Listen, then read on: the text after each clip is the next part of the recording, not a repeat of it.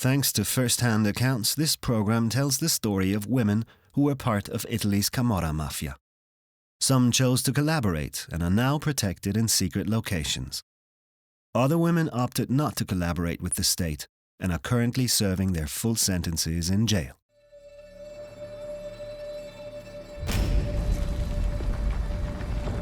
When the earthquake hit, I saw utter chaos.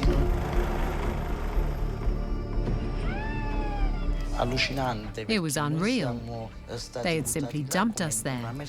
I looked around and I thought, how are we going to live here? I was the first woman who sold drugs out in the open. The guys from the clans would regularly come by and tell me, you either close your market or we'll shoot you. I'll split your head open, we're in charge. I told him, go ahead and shoot me, but I have to feed my kids and there's nothing else here. I expected Alfredo wanted to join the Camorra and create a clan of his own. He wouldn't submit to anyone and a war started.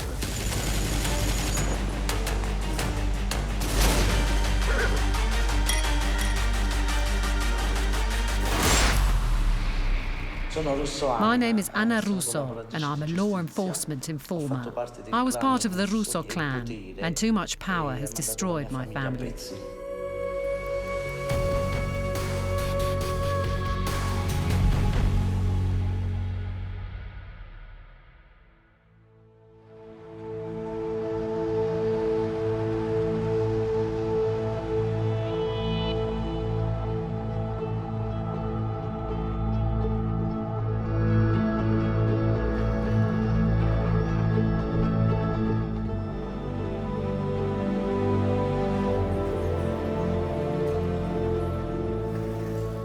Anna Russo, also known as Annarella Pop, was born in 1960 in the heart of Naples, in the Quartieri Spagnoli. Amidst the clotheslines and the chaos in the alleys, Anna soon realized she was on her own. She was only a child, but she already knew she couldn't rely on her family's help anymore. I grew up in a large family with 8 children. We didn't lead a comfortable life. We were in dire straits. That's why none of us regularly attended school.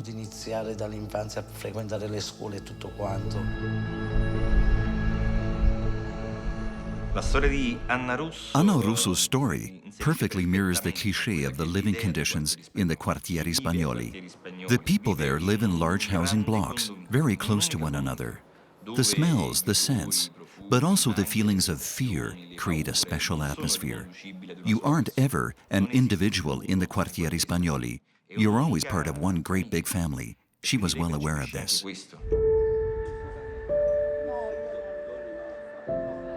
Anna was a determined, restless, and independent girl. She was only 13 when she fell in love with a young man far older than herself. An encounter that would change her life forever. The atmosphere at home was harmonious, but my mum was pretty strict. As soon as I made my first mistake, which was running away with a man who was 10 years older than me at the age of 13, she sent me to live with my in-laws right away. She sent me there just like that, without even knowing what kind of family it was or what I was up to there. I had a very bad experience there. I was physically abused, and I couldn't tell anyone, because at the time, people were narrow-minded and you didn't speak to your parents. I was very young and I didn't know how to react, but maybe I could have told my parents, and maybe they would have done something about it, because I was in a very bad place. That was the turning point. She was abused at a time when she was still very young. She came to understand she could dominate a man if she wanted to, that she was able to resist a man.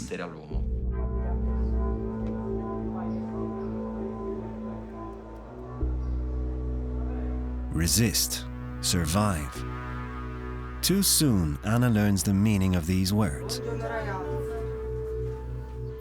From there, it's only a small step towards committing a series of petty thefts. I started stealing. I did it because we had nothing in the house. Our childhood was very complicated.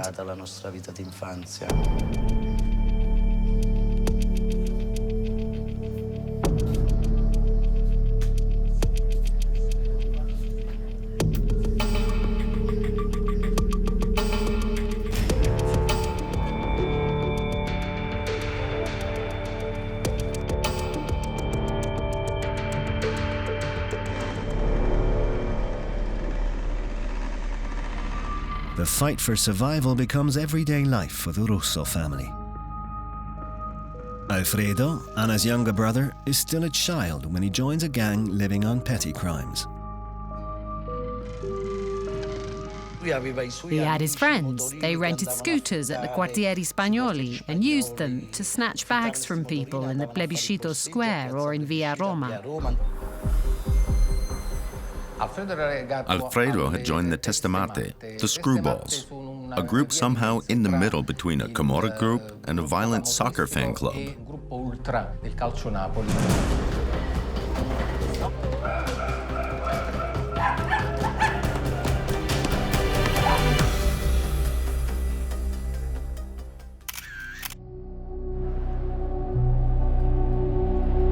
Anna's future seemed to be clearly defined, but one night everything changed.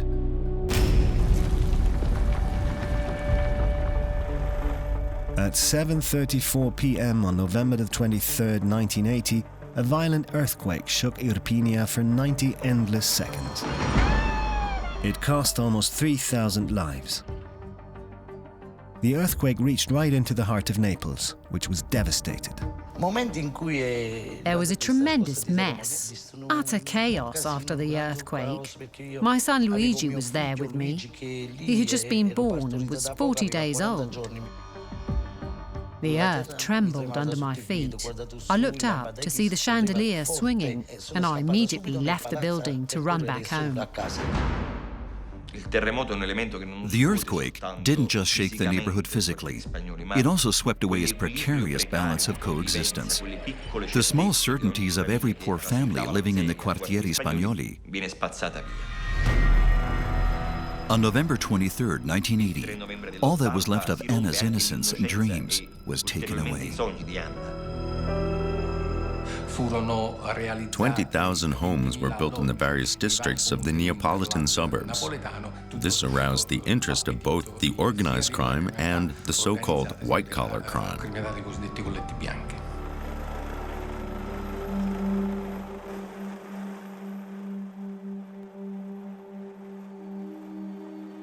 For 7 years, families the earthquake had left homeless survived in makeshift housing. In 1987, some evacuees were finally assigned to apartments at the Parco Verde. At the age of 28, Anna and her family moved to that neighborhood. Situated in the middle of nowhere, it lacked basic public services and wasn't even connected to the nearest town, Caivano.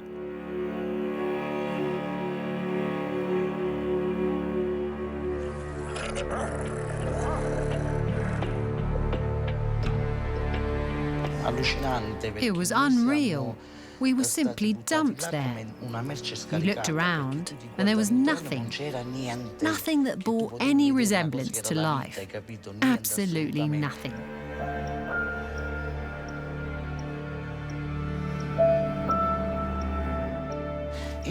I looked around and I thought, how are we going to live here? It felt as if they had buried us alive there.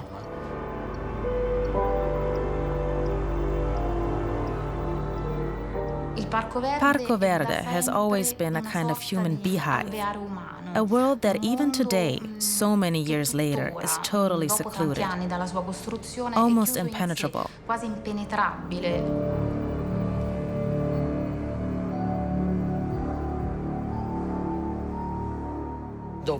Later on, after we had moved from Fuorigrotta to Caivano, I sat there with a slab of smoke. I took that and thought, I'll try, although not a soul is passing by. It's the only thing I can do, and I'll do it.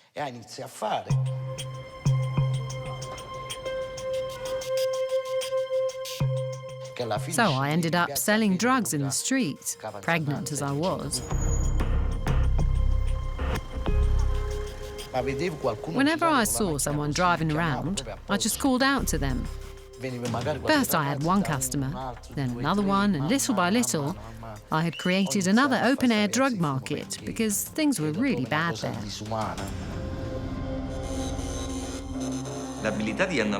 Anna Russo's ability to develop an illegal business in no time at Parco Verde in Caivano stemmed from her powerful ability to communicate.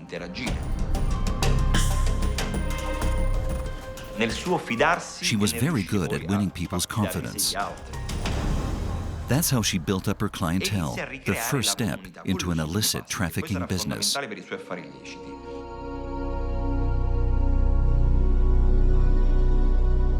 Anna was no longer alone. She was a mother. She was forced to find a way to feed her children. Selling drugs seemed the only way to survive. But Parco Verde was controlled by long-established mafia clans. A reality that Anna would soon have to deal with. A hostile reality, because the local clans, whose members she called boors, small-town boys, were annoyed by these newly arrived families from the city who wanted to take over the control.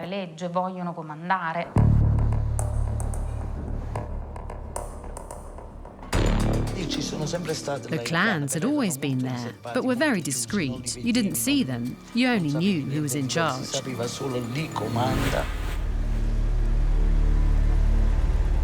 All of a sudden, they started threatening me, saying, "You either close your market or we'll kill you. We have orders to do so." What the hell do you want? They're honking at you, see? Get lost!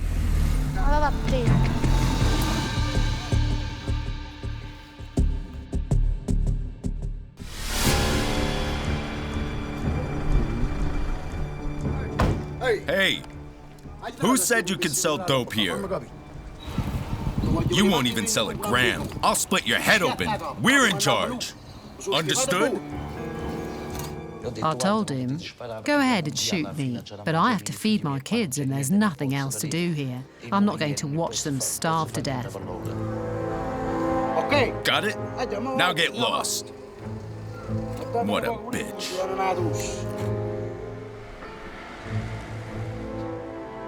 The Cutolo clan had always opposed drug trafficking in the neighborhood because it attracted the attention of the police and created enemies among the local population. But Anna was a rebellious woman who wouldn't be intimidated. Quite the opposite. She succeeded in expanding her business. It was very complicated because the police started patrolling. They had noticed unusual activities at the Parco Verde. Initially, it was very difficult, but I was selling good quality smoke. The open-air market started growing and profits were good, you see.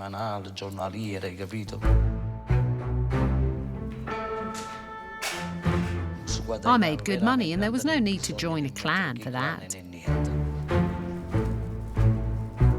Anna Russo was certainly the first to start an open-air drug market at the Parco Verde. But she didn't do it because she was greedy.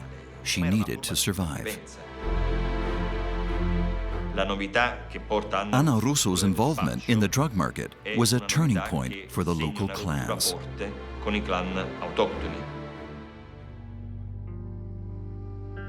I was more scared to die of starvation. The thought of seeing my kids go to bed hungry at night, that's what scared me.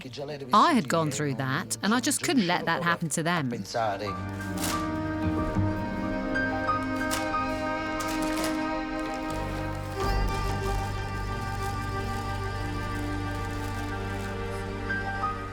Anna would stop at nothing to offer her children a better childhood than her own.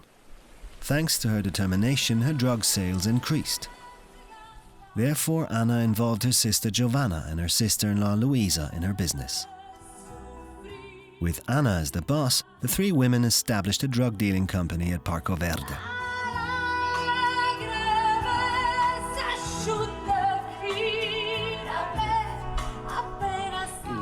Initially, I was the first woman to run an open-air drug market. Later, I set up a company with my sister and my sister-in-law, Luisa. We actually did quite well, considering we were women.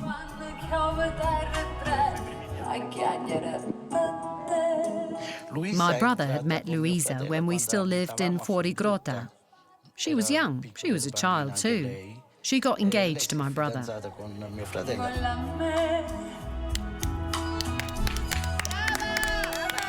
Anna Russo was surely the most charismatic woman within the Russo family. I believe this group had a need for power.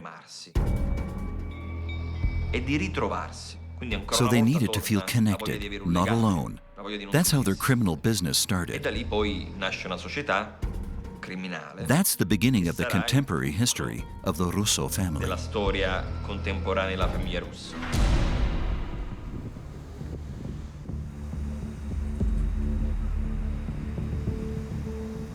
The world of Neapolitan crime is a totally male universe, but Anna didn't care.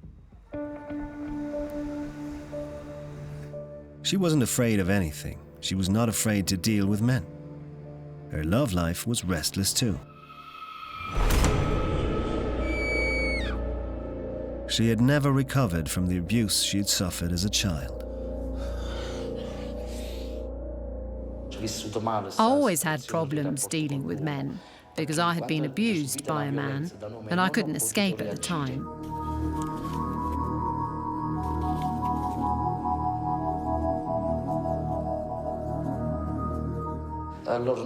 Men didn't seem to understand what I had to give.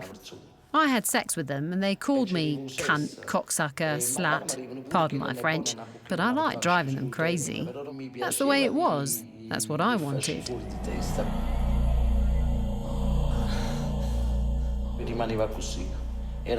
Honestly, I would have killed them all if I'd had the chance.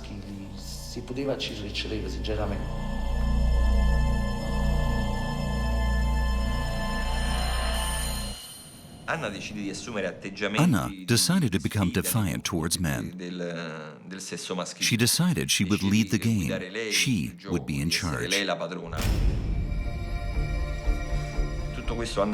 Anna Russo didn't do any of that as part of some sort of a military or mafia-like strategy. She just did it to avenge her inner child, to prove she could be a woman, a mother, and even a mafia queen without the assistance of a man. Anna had her share of experiences from the Parco San Paolo. Anna knew the world of drug dealing well. She started her own drug dealing business. She tried to avoid any kind of contact with the clans.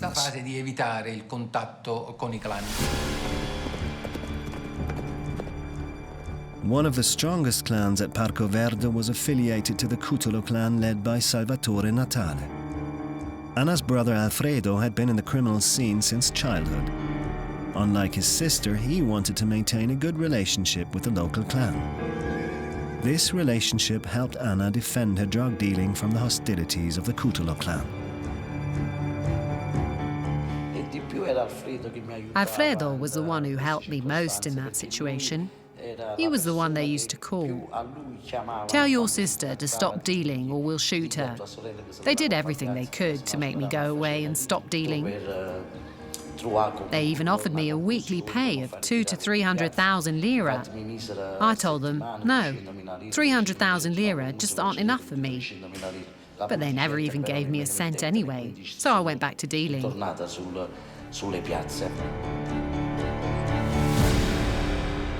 Anna's business was tolerated by the Cutolo clan, who had other plans for the Russo family.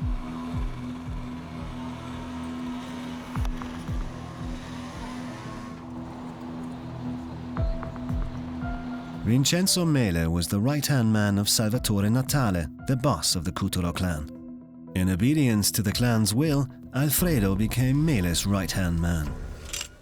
I expected Alfredo wanted to join the Camorra, but he wanted his own clan. He didn't want to obey anyone. Alfredo had known the rules of the game since childhood. He knew how to act in that world, which made him a good soldier to handle the clan's business. But only Anna understood her brother Alfredo's true ambition. We knew Alfredo's skills. He always used to tell us, yeah, go on, make your business bigger. I'll take care of everything.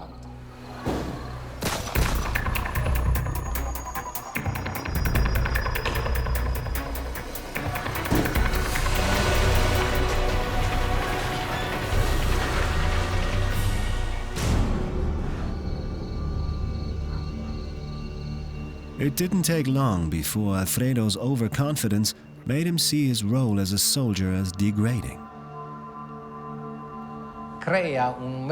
He created a stronghold at Parco Verde. He forced the tenants out of an entire building and had the whole Russo family move in instead. Then he decided to start his own group.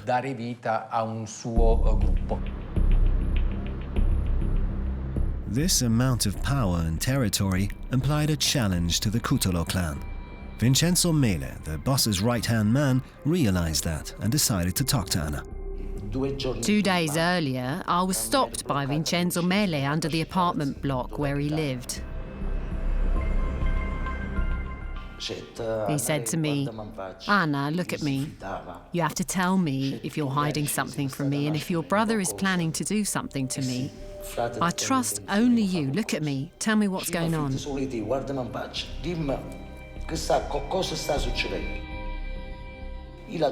I looked him straight in the eye, hiding the truth, and I said, Vincenzo, don't go getting funny ideas in your head that aren't true.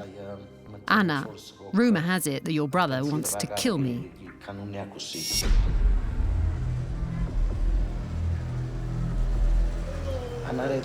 I replied, you're wrong. I can assure you that you're mistaken. I reassured him on that occasion.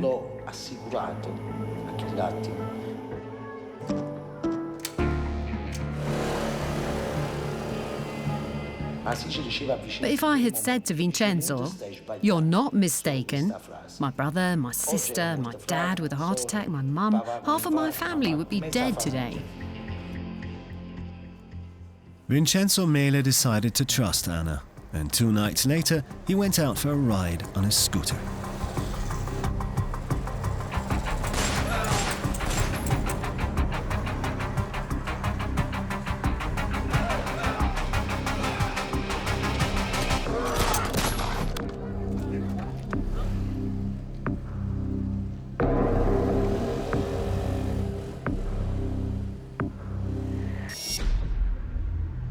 It didn't take long before the Mele murder evoked consequences. The Cutolo clan boss felt his own authority was being questioned and demanded an explanation from Alfredo. We want to know why you killed Vincenzo Mele. They had a confrontation and Alfredo explained that he had been slapped in the face, which was a personal offence. He argued that he had taken revenge on Vincenzo Mele but had never meant to start a clan war.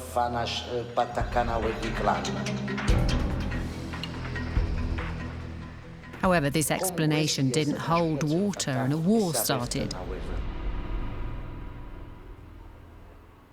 Anna will always carry the burden of the lies she told Vincenzo Mele 2 days before the deadly ambush. She realized she had got caught up in something out of her league. She realized it had become no longer just a matter of selling drugs or being a mafia queen to feed her children. Now it was about gaining power. And unlike Alfredo, she never had this ambition. The founding of the Russo clan was baptized with Vincenzo Mele's blood. Alfredo's ambitions triggered an inevitable war. The need to stock up on weapons became urgent.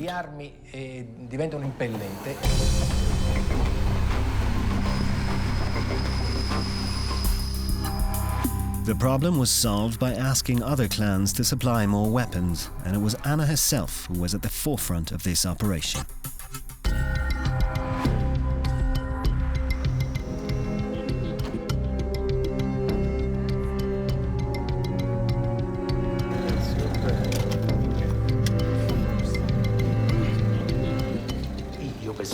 I had to go myself with my sister Giovanna. It was difficult to get out of the house.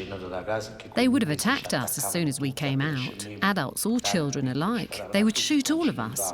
So we went and got this car full of weapons, and we took it back to Caivano.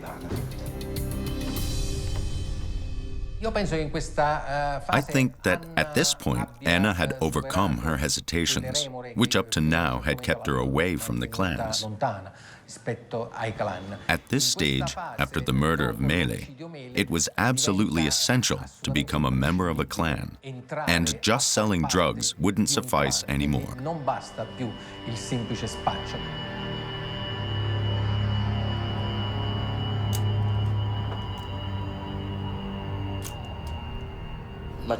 I taught myself how to use a gun because I thought they want to kill us, and I have to figure out how to defend myself.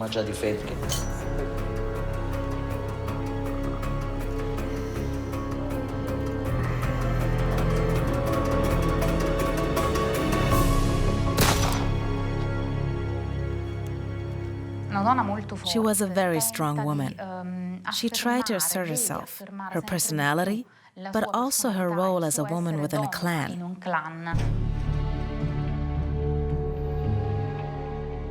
The Russo clan needed to expand. After they had received their supply of weapons and drugs, they also needed allies. They found them in the two Ciccarelli brothers, friends of Anna and Alfredo, who owned a store at the Parco Verde. Domenico Ciccarelli asked me, "Anna, I'm broke. Please let me sell drugs with you. I need to make some money. I'm in trouble." I said, "Okay. I'll let him join my company so that he could make some money too."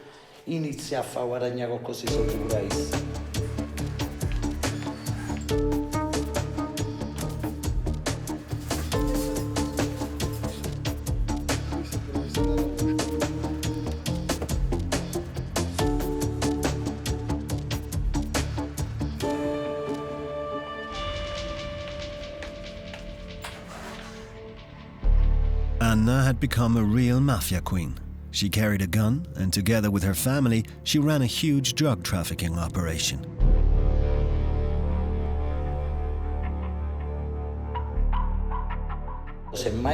If we happened to get a batch of cocaine, we sold that too, though it wasn't our actual business. It was Giovanna who dealt with cocaine. I sold pot, hashish, and my brother sold cobrit or heroin.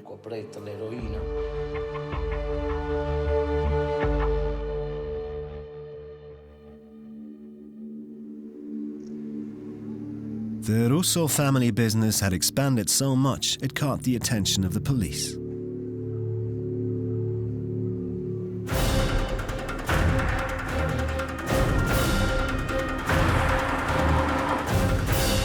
In 1997, during a police bust, the whole Russo clan was arrested.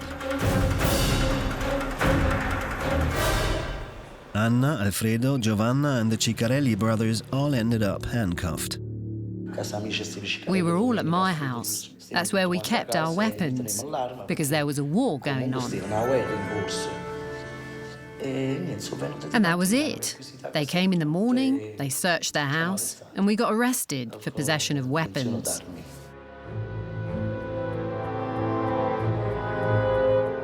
While Anna served her sentence, Alfredo was also behind bars, and he entrusted Luisa with the management of the family clan takings. Luisa proved to be capable and efficient.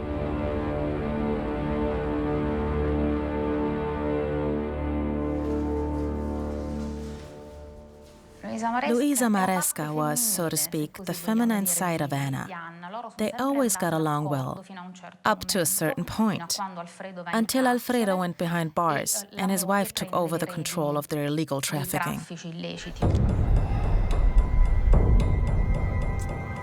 But Luisa could not rule on her own, and she chose Anna's sons, Luigi and Raffaele, as her bodyguards.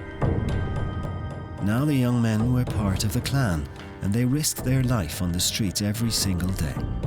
When Anna was released from prison a few months later, she found her children had changed a lot and were with Luisa now. I didn't think she was the right kind of person to handle certain situations. I wondered, how could she ask my children to be by her side? She would have sent them to fight a war, even if they had no idea who they were dealing with.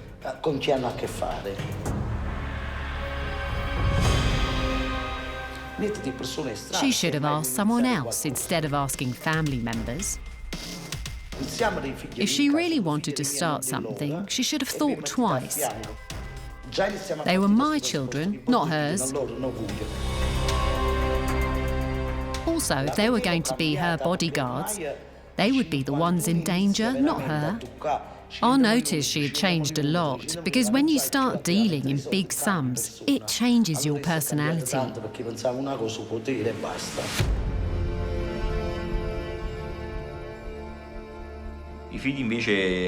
Anna's children had followed a different path. They were very close to Luisa, her sister-in-law. This may have provoked some kind of jealousy in Anna Russo, but the main problem was they were loose cannons. In 1998, Alfredo was released from jail. Despite being under house arrest, he took over the control of the clan together with his wife Luisa. He also kept Anna's sons Luigi and Raffaele close by his side. Anna knew her brother well, so she knew exactly what her children were risking.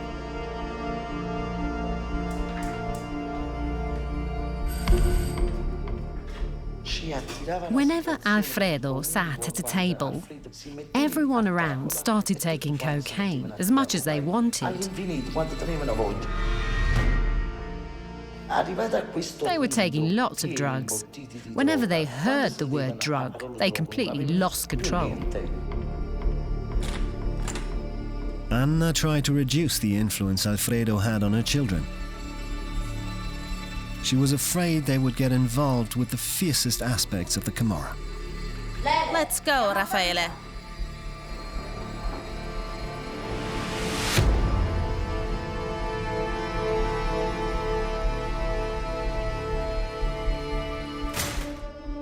But Alfredo's freedom didn't last for long. Just a few months later, he was put behind bars again. But the fight over the drug market didn't stop.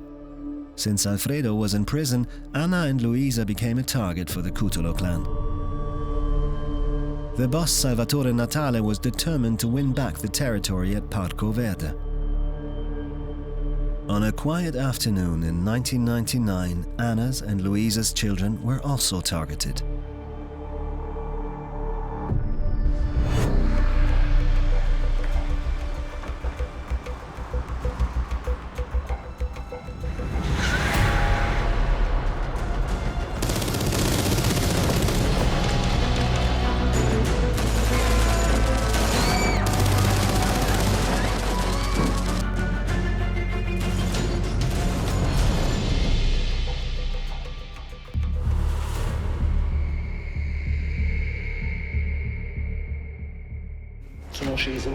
I ran downstairs because I'd heard screaming and shooting, and my little kids were there too. Neighbours called out to me, "Anna, they're shooting, 3 cars just drove by." And they actually drove past my house. When I came downstairs, I saw my son running away, followed by a guy who was trying to kill him.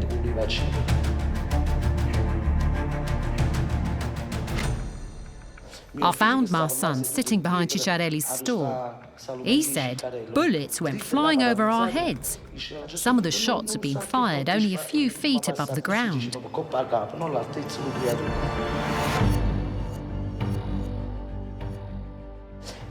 As a matter of fact, the shots had also been fired at Luisa's car with her son sitting inside. They had come to kill my son Luigi and Domenico Cicciarelli. They had come for them. They were out to kill them.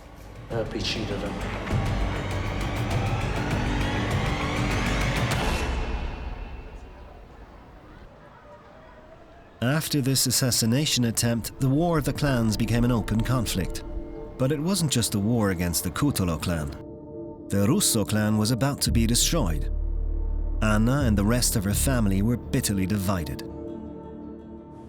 Whenever money is involved, everyone wants to get the better of everyone else. Everyone wants a bigger piece of the cake. That's why this sort of infighting began.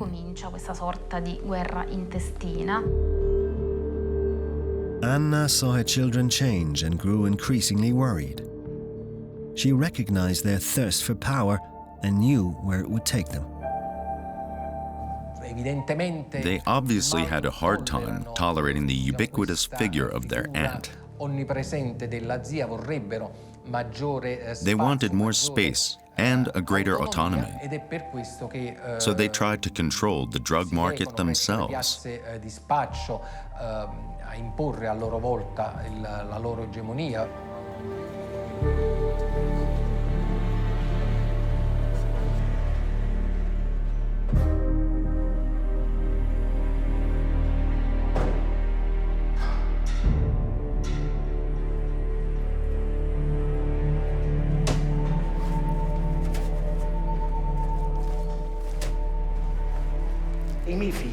When my children heard the word drug, they would just lose control.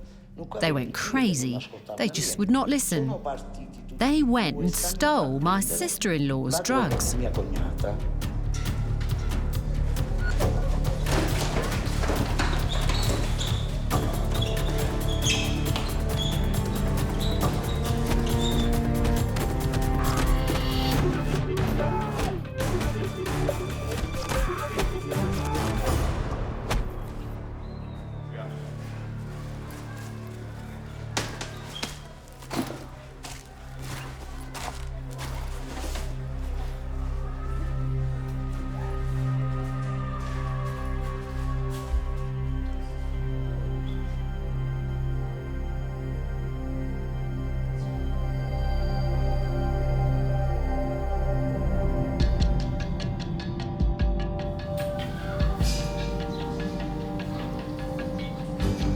Luigi and Raffaele were out of control. Their thirst for power and drugs led them to steal from their own family, an unforgivable crime. On their descent into hell, they even decided to accept the invitation of the rivaling Cutolo clan.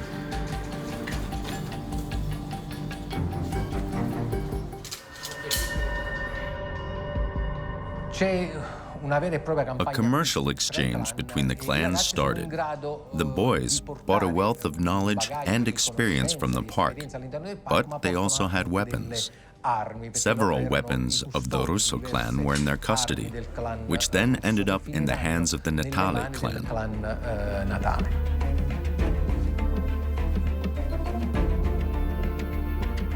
Alfredo didn't have a complete picture of the situation because it was behind bars. He regarded Anna's son's actions as the worst betrayal. He wrote a letter with very specific orders and handed it over to Luisa. They were supposed to kill me and my children.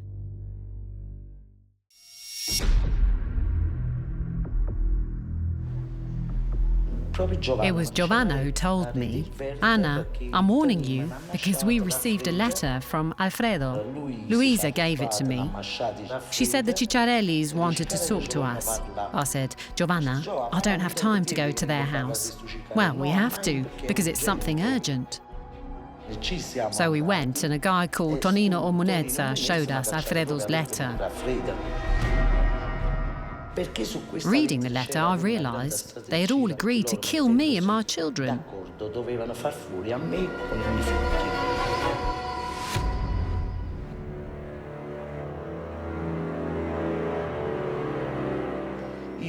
I knew my brother's handwriting, so I knew it really was him who had written this.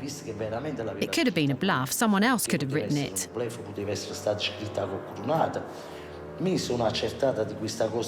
He was really out to kill us. My own brother wanted to kill me and my children.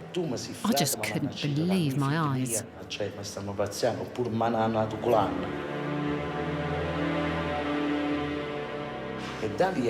Now I feared for my children's lives. I knew what Alfredo was capable of. I had seen it with my own eyes.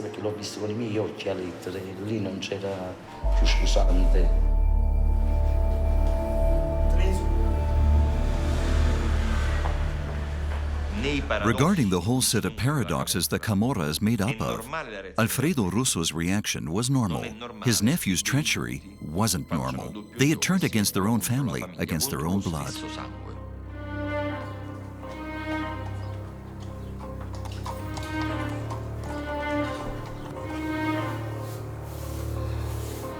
The Russo family had been shattered. The betrayal also affected the Cutolo clan.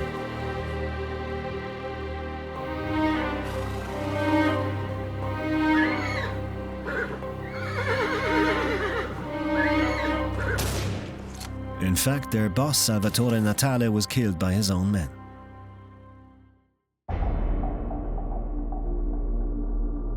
Anna heard the news of his death while she was forced to stay at home because her own brother was threatening her.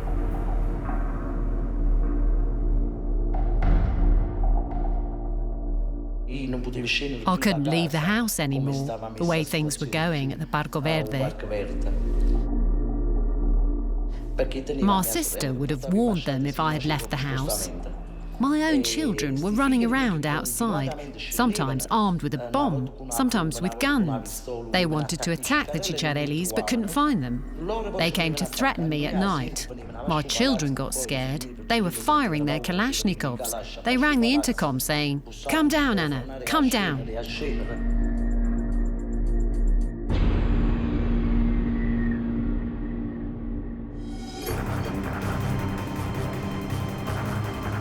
Anna and her children's lives were increasingly at risk. Hunted down by the rivaling clans and by his own relatives, Raffaele fled from Naples.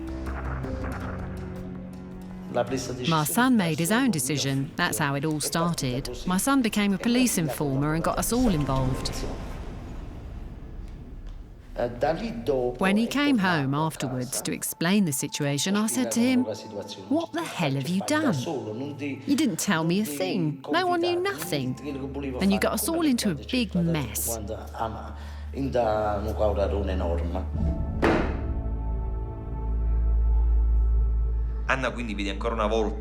Once again, Anna saw her own family fall apart. All she had built up in the years after their move to the Parco Verde, the clan she had created, the family she had bound together by joint criminal activities, had been destroyed.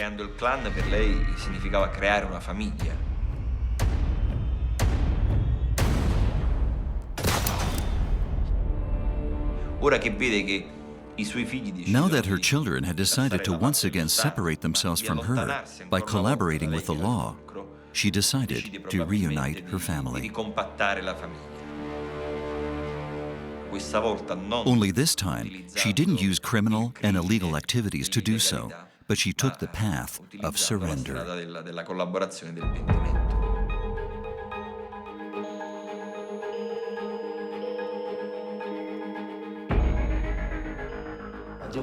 I had understood one thing.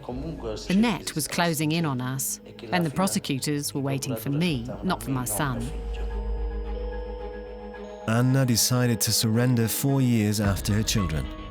She was a fighter who just wouldn't accept defeat. But a moment of lucidity was enough for her to realize her criminal career had only caused pain. And her own children had opened her eyes to this.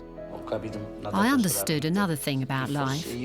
Maybe I was just trying to provide them with everything I thought they needed. When they came to see me in jail, I was taken aback by something they said, something very simple. "Mum, you did so much for us, and now you got arrested. We don't need any of these scooters, cars, or whatever. We want you at home."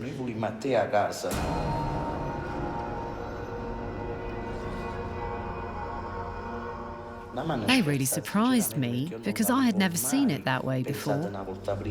I really felt bad because I thought, what the hell was I doing?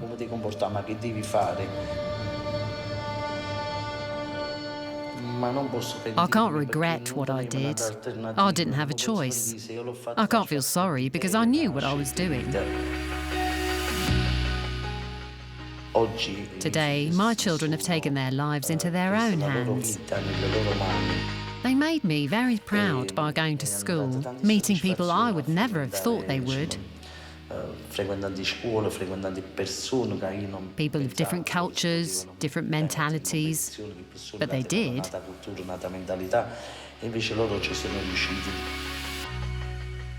That's what I'm really happy about today.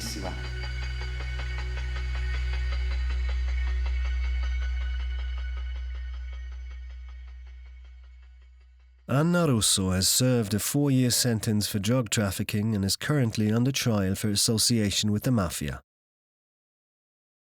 In 1999, she joined the Witness Protection Program, and since 2003, she has been cooperating with law enforcement agencies.